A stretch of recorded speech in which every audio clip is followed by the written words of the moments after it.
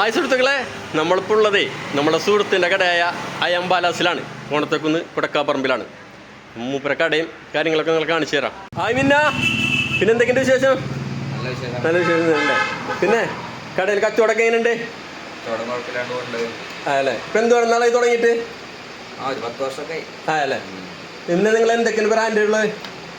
RK ഉണ്ട്, HP ഉണ്ട്, പിന്നെ പോളോ ലാറ്റ, അതൊക്കെ ഓർഡർ അനുസരിച്ച്. പിന്നെ നിഫ്ക വെൽഡറല്ലേ, എല്ലാം അറിയാലോ.